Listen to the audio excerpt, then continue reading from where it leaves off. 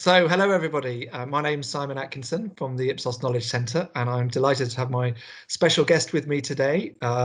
Gillian joins me. We're working remotely, so she's with me on the other side of the Teams window. Hello, Gillian. How are you?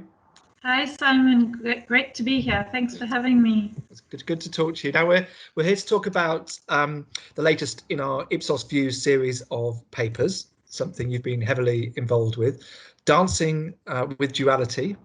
And it's all about making how brands can grow in a mindful and mindless world. So you've been one of the lead authors. You've been working with experts around the business. Tell us a little bit about kind of what does it mean when we're talking about brand growth, and we're thinking about how we can, if you like, track how brands are doing over time, particularly in the present period that we're all going through. Good first question. Thanks, Simon.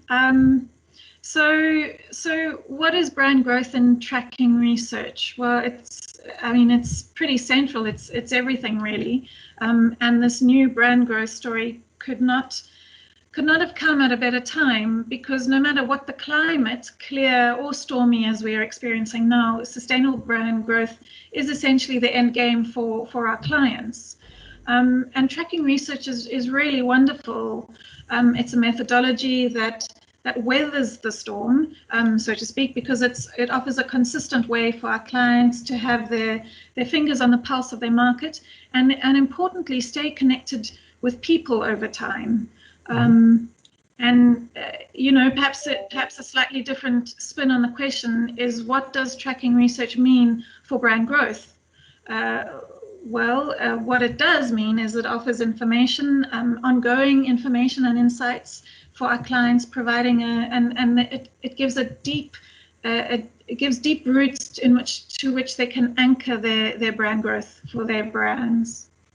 And okay, well, on that point, I know there's kind of thinking about this concept of sort of growth, and there's something perhaps organic about, or feels organic, how brands grow. And I know it's something that many marketing textbooks have been written on. What's Ipsos's, if you like, perspective on how brands actually grow and what they need to do to move on in life, so to speak? So you know all too well, Simon, being head of the Ipsos Knowledge Centre, that at Ipsos we are passionately curious about society, markets and people. And brand growth starts with people. And sustainable brand growth for our clients' brands comes when people buy, and when people buy more often, more easily. And the Dancing with Duality paper really is about expanding that notion of brand growth, and brands that grow when they are chosen by more people more often, more easily. Okay, so it's more people, more often, more easily. That's our mantra. So that is our mantra. That is our mantra. But you've got the Dancing with Duality is the title of the white paper. So it feels like you've got something in mind around the title that the team wants to put out there. Why have you chosen that to describe the research and the analysis that you've done? Yeah, so the title, Dancing with Duality, Achieving Brand Growth in a Mindful and Mindless World, is a great title. If brands grow when they're chosen by more people, more often, more easily, the key word there is chosen. And the title really refers to the way we make decisions. This is what is new and fresh in the paper, our understanding of how people make decisions. And remember, brand growth starts with people. I've said that so many times, and I'm going to repeat it, I think, in this Q&A session a lot. But if we now know better how people make their choices, we can better know how to influence their brand choices. And knowing better really opens up space and brings opportunity for our clients. So we're trying to get really close to this moment, if you like, where in some ways, we want more people to do this, but we are choosing more often, if you like. What what's happening in people's minds when they're making decisions? What I mean, okay, we've talked about how we can track them over time, and we've talked about how brands all their aspirations will be to grow, but then quite quickly we're coming back to this question, well, actually, what is going on? And I think that's what I suppose that's what I'm taking from your mindful and mindless thing. But just to perhaps to summarize, how are people making these choices, these decisions these days? Is there one or way of looking at it, or do I need to be a bit more sophisticated than that? Well, another great question. So let's get into it a little bit, because it also, the answer to this will also answer a little bit about your question about the title. And for a long time now, the decision making has been spoken about. The prevailing narrative around decision making has been spoken about as either system 1, which is fast and intuitive, or system 2, which is a bit more slower and more deliberative. And Simon, the joy of science and scientific endeavor is that there's always more to learn. There's always more to discover. And when we learn more and discover more, it gives us our own opportunity to change. And that's what the case is. That's the case now. We now know more about how people make decisions, and it's not binary. It's not an either or thing. It's both, and it's both in varying degrees. And at different times, and all at the same time. As humans, we're complex creatures. And in the paper, what we outline is that decisions arise along a mindful, mindless continuum. Obviously, mindful being more deliberative, and mindless being a bit more automatic. And physiologically, in our brains, there's a whole bunch of stuff going on. It's a cascade of multiple processes that are kicking off, they're dancing, if you will, all at the same time and over time. So from milliseconds, so when you don't even know something is happening and you've made a decision, but it's just kind of happened, to a longer time, over days or even months. And what's even more is that this is happening in response to an action, a particular need, a desire we're trying to fulfill, but also in response to the context in which the decision is being made, which means our decision-making process adapts to context and to need and action. We as people, we are adaptive decision makers. Okay, so this is where the dancing comes in. Then I got this sense of kind of but different patterns and different rhythms around the decisions that we might be making. Okay. Yeah, it's a great title. It has quite a few different layers to it. But that was very briefly. I mean, obviously there's more to it, but that was very briefly about how we understand decisions are made, and how we arrived at the title, as we've just said. But it's also important to say that the science, there's neuroscience out there that supports this. There's new behavioral research out there that supports this, and in Ipsos we have a scientific paper as well that was written by our colleagues in the Ipsos Science Center that was just presented at SMR last week, I think, that supports this and is the foundation for this Dancing with Duality paper. Okay, and one of just to pick up on this kind of the continuum, if you like, and the fact that I think you paint a big picture of the complexity, perhaps, of sometimes of how people make decisions in different contexts and bearing in mind their own needs. I mean, I guess picking up on that, I suppose clearly every context is different and everyone's needs may be different. But are there any sort of big takeaways that we should that we should have with us, thinking about those points about the context and the need that's so prominent in the paper? So perhaps I can answer that in relation to brands and brand growth. I mentioned earlier that knowing better brings opportunity, and the implications that this new knowing about decision making for brand growth is no exception. For our clients is no exception. That we as people can adapt our decisions based on the need and context means that if brands show up in the right way at the right time, the decision a person might be making about a brand, whether they're going to buy it or consider it, can be influenced. And I think that's really quite. It's probably, I don't think it's necessarily new news, but the fact that we know more about how people make decisions, so that we can influence better, is really quite exciting. So you say there, if brands show up, if you like. So you're saying that if they're, let's say, if brands absolutely can, let's say, make their own choices, if you like, that will directly kind of or can directly intervene on those decisions that we as people are making. Yes, and like I said, that that's not necessarily new news. Brands have been intervening and influencing forever, but we are now able to know how to do it better, because we know that how people make decisions, and that we are both.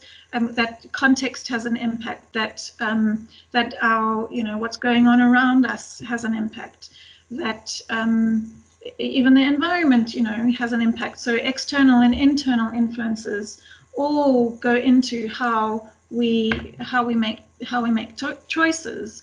But I think what's important now is the word directly impact, because I think marketing endeavor for years has always been about trying to influence people to buy their brand, or to consider their brand. And now we can do it in a more pointed and more directed way because of how we understand people make decisions.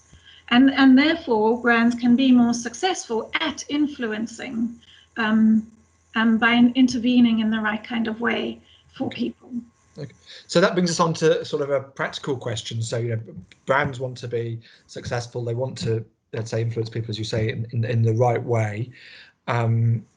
Where, as a research organization, our role is to help them do that, help them, let's say, ask the right questions, or help them think through, if you like, what success looks like in a way that will help them, if you like, understand those choices and over time.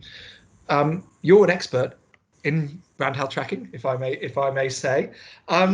So what does it mean practically for brands? I'm a brand. I want to make sure if you like, we're making the right decisions that can, let's say, most positively influence the success of our brand. What does it mean practically for, let's say, the practice of tracking the brand's performance over time? Mm-hmm. So maybe I can be a little bit, maybe the word, I don't know, maybe soapboxy, I don't know. But marketing matters because it helps to drive change. But it needs to be the right kind of marketing effort for the right kind of change. I think now more than ever. So if a brand, like I said, if a brand shows up in the right way at the right moment, good things happen. Good things happen for the brand, good things happen for people. One might even say society. Brands can help people find what they are looking for, not necessarily in the life sense or the classic U2 song, but in the products and services sense, of course. So practically, the brand growth story points out that marketers can influence choice through intervention. It also highlights the different marketing instruments available to marketers that influence choice and power brand growth. Instruments such as perception, identity, and experience, and we go into, there's more detail on those in the paper. And for a brand and its custodians, the people responsible for the brand, to be able to maneuver those instruments, they need the right kind of data, the right kind of metrics, so that they can have the right kind of insights. And just like marketing, the right kind of metrics really matter. Metrics that give meaningful information, that marketers can actually do something with, so that if they do move a lever, they can trust that something will actually happen in the real world.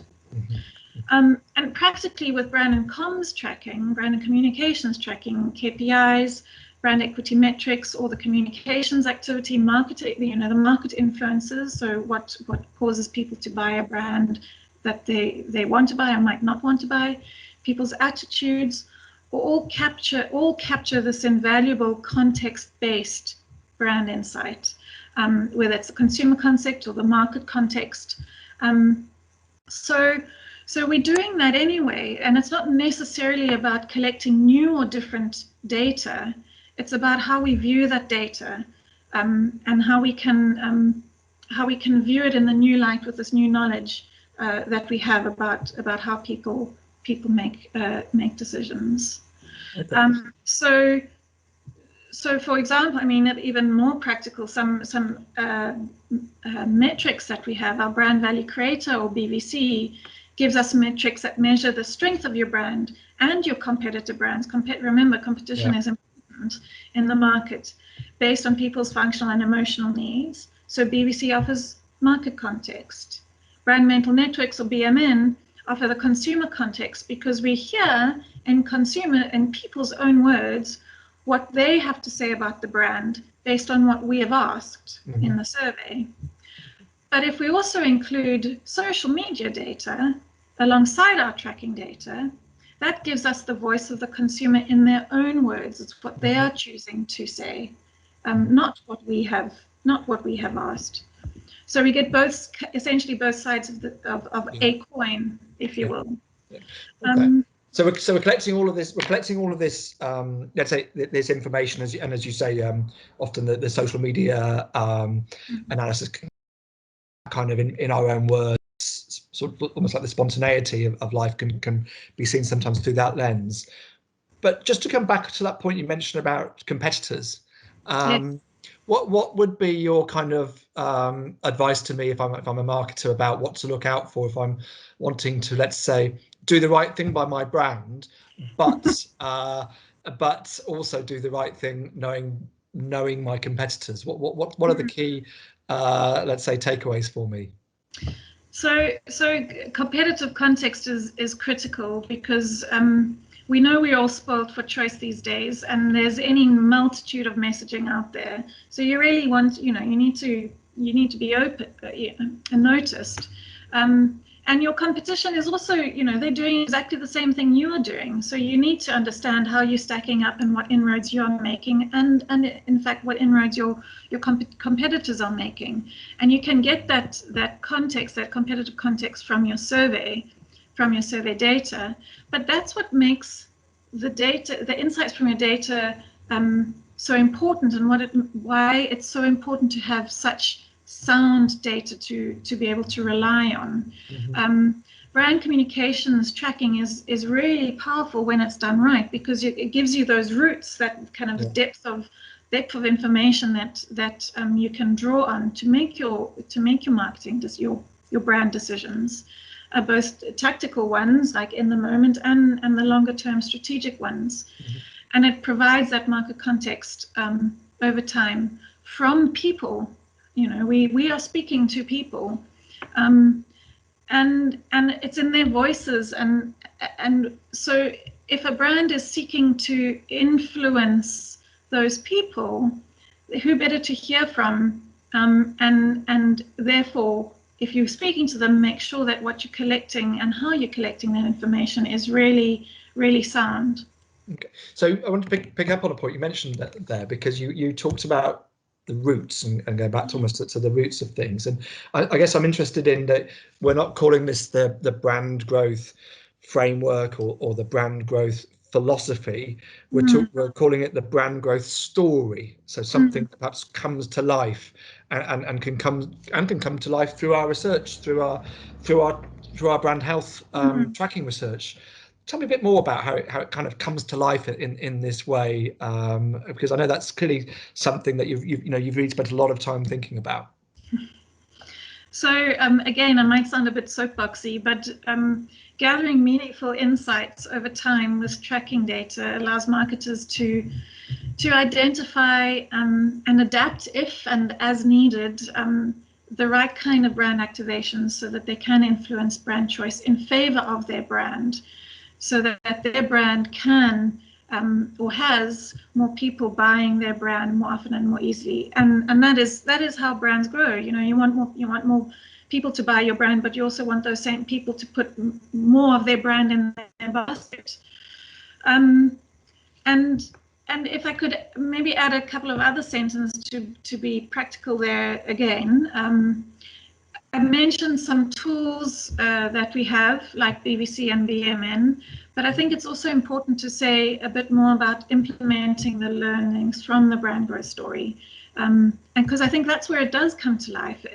It doesn't mean that we, like I said, we need new data or we need different data, but it's what we do with the data and how we analyze it, and the analytics that we can do with it, with the new lens that we can look at it, that starts to make a difference. And that's where the magic happens.